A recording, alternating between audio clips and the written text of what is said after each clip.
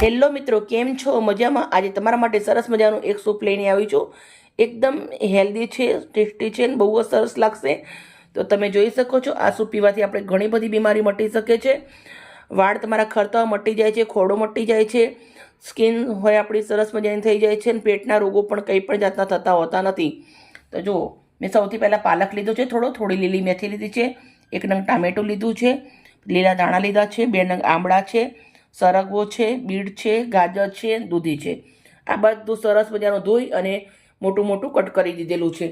સાથે થોડું 1 ચમચી જીરું છે, 1 તમાલપત્ર છે, 1 તજનો ટુકડો છે, 2 કાશ્મીરી મરચાં છે, થોડું એવું અજમો લીધેલો છે, પછી આદુનો કટકો એકદમ છોલીને નાનો કટ કરી લીધેલો છે, પછી લસણ છે, થોડું મરચું, થોડું મીઠું, થોડી હળદર, થોડું ધાણા જીરું, થોડી હિંગ અને આ છે સેંધા મીઠું આવે એ. આ મસાલા તમારા ઓછા વધારે તમે કરી શકો છો. મેં અડધી ચમચીથી ઓછા લીધેલા છે બધા જ.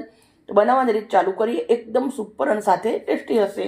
હેલ્થનું ધ્યાન રાખવાનું છે. માટીના હાંડીના અંદર બનાવવાનું છે આપણે. તો હાંડી મેં સરસ મજાની નવી લીધી હતી. નવી લીધા પછી મેં 2 દિવસ સુધી પાણીમાં અંદર ભરાવી દીધી હતી અને હવે આપણે એના અંદર 1 લોટો અને 1 ગ્લાસ ભરી અને પાણી રેડવાનું છે. પાણીને ગરમ થવા દેશું. પાણી થોડું ગરમ થઈ જાય એટલે આપણે અંદર મસાલા નાખી દેવાના છે. મરચું, મીઠું, હળદર, હિંગ, લસણ ને આદુ, પછી સિંધા મીઠું,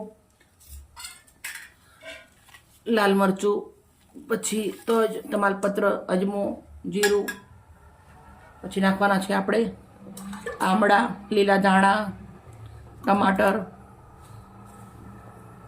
મેથી, પછી મસ્ત આપણો પાલક, બીટ, સરગવો, ગાજર અને દૂધી. હવે આપણે બધું હાંડીના અંદર આવી રીતે મિક્સ કરી દઈશું.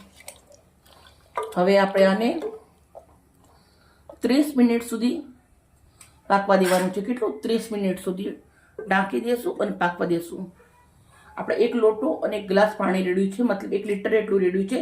આપણે 250 ગ્રામ થાય ત્યાર સુધી આને સરસ મજાનું ચડવા દેશું.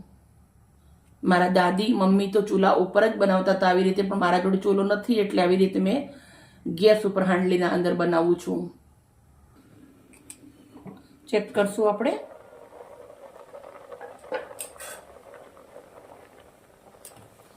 બધા આપણા વેજીટેબલ સરસ મજાના ગરવા આવી ગયા છે ને થોડો આપણો સૂપ બી ઘટ થઈ ગયો છે. બસ આવી રીતે આપણે આને 5 મિનિટ સુધી દબાવશું ચાલુ ગેસે જ.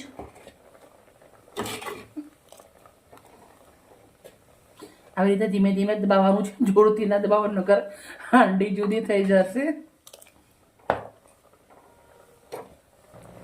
હવે સરસ મજાનું સૂપ ઘટ થઈ ગયો છે. હવે આપણે કાચના કપના અંદર લઉં છું.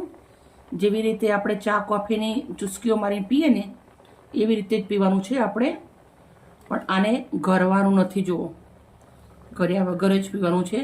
અને જેને કોથમીર ને એવું બધું ના ખાતા, પાલક ને એ બધું, એમને ઘરીને પાવાનો તો એમને ખબર નહીં પડે.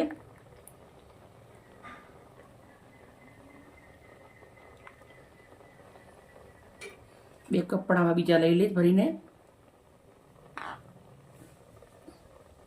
મેં આવી રીતના 3 કપ ભરીને લીધો છે. બધું ખલાસ થઈ ગયો. લીલા ધાણાના પાંદડા મૂક્યા છે.